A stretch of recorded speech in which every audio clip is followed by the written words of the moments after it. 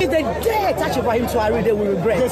We are ready to go and fight in the Burkina Faso. Me, my old age, I'm going to fight in the Burkina Faso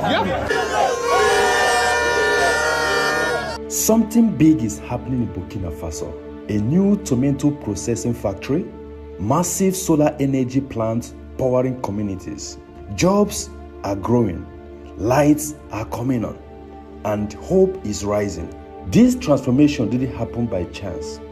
It began with a leader. Ibrahim Traoré. He is Africa's youngest head of state. If you thought Burkina Faso was just another struggling nation on the edge of West Africa, think again. In 2025, a wave of transformation is sweeping across this landlocked country. One so powerful that it's silencing critics and forcing the world to pay attention. Factories are humming, solar energy lights entire communities. Farmlands are bursting with produce, and new roads are knitting the nation together like never before. And at the heart of it all is a man many now call Africa's youngest revolutionary leader, Captain Ibrahim Traoré. At only 35 years old, Traoré is rewriting Burkina Faso's story. Since taking power in 2022 following a military coup, he has been on a relentless mission to restore not just his nation's pride, but its independence, productivity, and hope. We are ready to fight for our country, says one local resident, his voice brimming with resolve. Every African nation deserves a leader like Ibrahim. In Ouagadougou, the capital city, that determination is visible everywhere you look. Newly paved roads cut through the city like arteries feeding a living, growing organism. Massive solar grids tower over neighborhoods, powering homes that once sat in darkness. And in rural areas, modern farms are sprouting up like green oases, feeding a population that no longer has to rely on imported food. This transformation isn't just about infrastructure, it's about identity. Traoré's government has embraced a vision of self-sufficiency, challenging the dependency that long kept Burkina Faso tethered to foreign interests. Before, our leaders had the power but not the heart, one man explains while pointing toward a sprawling new car manufacturing plant under construction. Now, everything is changing. Roads, factories, even schools. And it's only been 3 years. The energy on the streets is palpable. Near the site of the new airport being built on the outskirts of the city, workers and engineers speak with excitement about what's ahead. In 3 months, these factories will be producing cars, says one worker confidently. This is development we've never seen before. But it's not just talk. We took a ride to see it ourselves. A rising car manufacturing plant. A gleaming symbol of ambition that stands as proof of what Burkina Faso is building. Inside, blueprints cover tables, assembly lines are being installed, and workers are training for the day production officially begins. Just imagine 5 or 10 more years, another resident muses. This whole country will be unrecognizable. And it's not just industry that's changing. We headed out to the farmlands surrounding Ouagadougou and witnessed a level of agricultural innovation that left us stunned. Tomatoes, lemons, bananas, cassava, corn, mint, basil, you name it, they're growing it here. What's striking is how organized and efficient these farms have become. Irrigation systems feed the soil. Workers tend vast fields with precision. Even fish farms, packed with tilapia and catfish, are supplying local markets, reducing dependence on imported seafood. This farm alone employs more than 100 people, explains a supervisor proudly. We are feeding our nation. It's a bold claim, but one that reflects a broader trend. Burkina Faso is moving from consumption to production. Nearby, classrooms are being built right on the farms, training centers where locals learn modern agricultural techniques. One visitor calls it the kind of development we used to only see in other countries. Solar energy is also powering this revival. At Nelson Solar, a locally owned company, we saw battery systems capable of lighting entire homes, running refrigerators, and powering small businesses, all without touching the unreliable grid. We have 24-hour electricity now, says a resident, standing beside a solar-powered fridge stocked with frozen fish. Even housing is getting an overhaul. In Ouagadougou's new residential zones, Rows of sleek, modern duplexes are being built at a pace that once seemed impossible. Inside, we saw fully furnished units, complete with air conditioning, walk-in closets, and polished interiors, selling at prices far below what you'd find in neighboring countries. Some go for as little as $50 a month to rent, while fully furnished luxury homes range from $200,000 to $400,000 for buyers. And perhaps most telling of all, investors are pouring in. Chinese, Moroccan, and Lebanese markets are appearing across the city, and foreign entrepreneurs are lining up to claim a stake in what they see as West Africa's next big growth story. Burkina is safe, and it's open for business, says a local entrepreneur. Once you step foot here, you see it yourself. Forget the fear, forget the foreign media headlines. This is a nation that's working. In just under 3 years, Traoré has sparked something few thought possible. A country once plagued by instability, now becoming a hub of hope and ambition. As one farmer told us, we are not waiting for anyone to save us. We are doing it ourselves. The drive from Ouagadougou's bustling city center to its new industrial zones is like stepping into the future. Smooth, newly paved roads lined with solar-powered streetlights lead to vast construction sites where steel frameworks rise against the horizon. It's here, in the heart of these developments, that you begin to understand just how deep Burkina Faso's transformation goes under President Ibrahim Traoré. One of our first stops is a car manufacturing factory that, until recently, seemed like an impossible dream. The factory floor is expansive, buzzing with workers assembling equipment and engineers fine-tuning production lines. Within months, this facility is expected to roll out its first locally made vehicles. This will be the first car plant in our country, says a young worker, his voice filled with pride. Before now, everything was imported. Soon, we'll be building and maintaining our own cars right here. He smiles, shaking his head as if still amazed by the speed of change. 3 years ago, we couldn't have imagined this. It's more than just a factory. It's a symbol. This plant represents not only jobs, but a statement that Burkina Faso can compete and innovate on its own terms. We push Ibrahim to keep going, says another worker. Every African country deserves a leader like this. Leaving the industrial hub, we head toward the farmlands that now blanket the outskirts of Ouagadougou. Here, fertile fields stretch as far as the eye can see. Corn sways in the breeze. Rows of cassava plants anchor the soil. Lemon and mango trees offer splashes of green and gold against the sun-baked earth. This is where our food security begins, explains a farm supervisor. For years, we imported even basic crops. Now we grow our own, and we export the rest. The scale of these farms is staggering. Entire families work together. Men till the soil, women harvest vegetables, and young workers manage irrigation systems powered by solar pumps. In one corner, a greenhouse bursts with basil, mint, and other herbs cultivated for both local consumption and export. We step into a section dedicated to livestock and aquaculture. Massive fish ponds teem with tilapia and catfish, fish so plentiful they could stock markets across the region. This is a serious business, says one of the fish farmers, throwing pellets into a pond as dozens of fish leap to the surface. We no longer depend on foreign fish imports. Everything you see here feeds our people first. Nearby,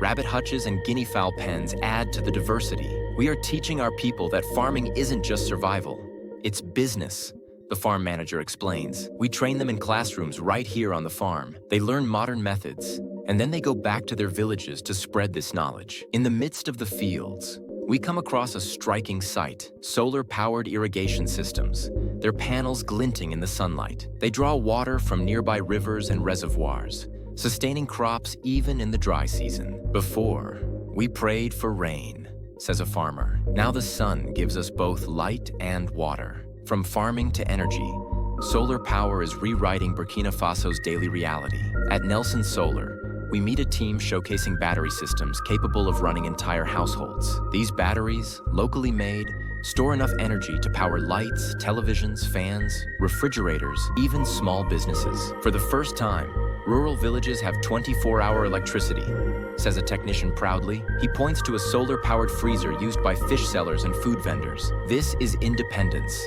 No fuel, no noise from generators, just clean power. The implications go far beyond convenience. Schools can hold evening classes. Clinics can refrigerate medicine. Shops stay open later, boosting local economies. We even see solar-powered water pumps transforming arid fields into lush farmland. One farmer gestures toward a plot bursting with tomatoes. We used to buy from abroad. Now we produce enough to sell in the city and still feed our families. The housing boom adds another layer to this transformation. We tour a new residential estate on the city's edge, lined with modern duplexes featuring polished floors, air-conditioned rooms, and furnished kitchens. These are homes built for the middle class, explains a developer. We've had units rent for $50 a month. Others, fully furnished, sell for $200,000 to $400,000. It depends on what people want. Inside one home, we find sleek furniture, walk-in closets, and wireless charging ports, a standard that rivals upscale developments in cities like Dakar or Abidjan. It's about raising the standard of living,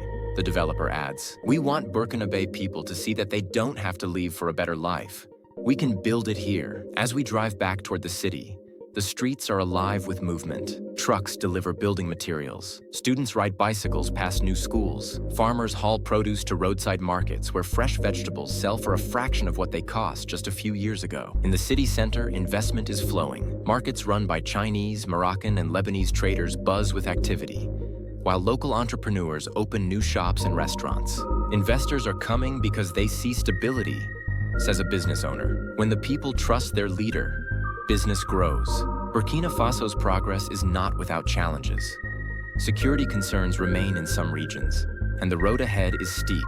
But everywhere we look, there is evidence of a country determined to take control of its future. One entrepreneur sums it up best. People used to say Africa can't rise without help. We are proving them wrong. Step by step, we are building the future ourselves. The story of Burkina Faso in 2025 is more than just new factories, farms, and solar grids. It's a story about defiance, vision, and the determination to chart a new path for Africa. Under President Ibrahim Traoré, this nation has become a symbol of what happens when leadership aligns with the will of its people. And across the continent, eyes are turning toward Ouagadougou, wondering if what's happening here is a glimpse of Africa's future. Walking through the bustling streets of the capital, you can feel a sense of pride that was missing just a few years ago. Children laugh on their way to school under freshly installed streetlights. Traders in busy markets sell locally grown produce and fish from Burkina Faso farms. Workers ride motorcycles past construction sites where new schools, clinics, and apartment blocks rise from the ground. It's the kind of progress people here say they've waited decades to see. I never thought I would live to see this, says a retired teacher, pointing to a stretch of newly built houses on the city's edge. Before, we survived day to day. Now we are thinking about tomorrow. We are thinking about our children. This isn't just optimism, it's a mindset shift. For years, Burkina Faso was held up as an example of a country too poor, too unstable, and too dependent on foreign aid to move forward on its own. Yet today, foreign aid isn't the focus. Local production is. From the car manufacturing plant to massive farms and renewable energy projects, Burkina Faso citizens are seeing for themselves that their nation can provide for its people. And it's not just about economics. Across Burkina Faso, cultural pride is flourishing. The new airport nearing completion outside Ouagadougou isn't just a transport hub. It's a declaration to the world that Burkina Faso is open for business, tourism, and investment on its own terms. We want people to come and see the truth, says a local guide, not the version they see on foreign media. This drive for self-sufficiency and control over national resources echoes a wider trend across West Africa, where nations are questioning old relationships and demanding a fairer role in the global economy. For Burkina Faso, this means standing up to outside pressures, even at the risk of angering former colonial powers. We are ready to fight for our country, says one young man, his voice firm. If they touch us, they will regret it. This is Africa's time. But even as hope surges, challenges remain. Parts of Burkina Faso still grapple with insecurity, and rebuilding trust between the government and all communities is an ongoing process. Development is uneven, and there's a long road ahead before the gains seen in Ouagadougou fully reach the remote corners of the country. Yet for many, these obstacles only reinforce the urgency of Traoré's vision. His approach, centered on bold investments in infrastructure, agriculture, energy, and local industry, has inspired similar conversations in neighboring countries. If Burkina can do it, says a farmer from a nearby region, then so can we. Africa doesn't need to be poor. We just need leaders who believe. This growing wave of confidence is already reshaping the regional landscape. Local investors who once sent their money abroad are bringing it home. International entrepreneurs, once hesitant to set foot in Burkina Faso, are now setting up businesses in its cities. Even diaspora communities are returning, eager to take part in what they see as an unfolding story of renewal. One businessman we met summed it up clearly. An empty bucket makes the most noise. Let the world talk. Here we are working. We are building something real. And soon, they won't be able to ignore it. Back at Nelson Solar's headquarters, we see that vision in action. Rows of solar batteries line the walls, powering not just homes, but schools, clinics, and farms. This is how we break free, says a technician. We don't wait for anyone to save us. We build it ourselves. The same spirit is alive on the farms, where classrooms teach modern techniques to young men and women who will become the backbone of Burkina Faso's food security. It's in the markets, where families shop for fresh, affordable produce that's grown in their own soil. It's in the car factory, where workers prepare to roll out the first locally made vehicles. And it's in the faces of the people we spoke to. Workers, farmers, students, entrepreneurs, all united by a shared belief that their country is finally moving in the right direction. Burkina Faso's rise isn't just about one man. Though President Traoré's leadership has undeniably been the catalyst, it's about ordinary citizens reclaiming their stake in their nation's destiny.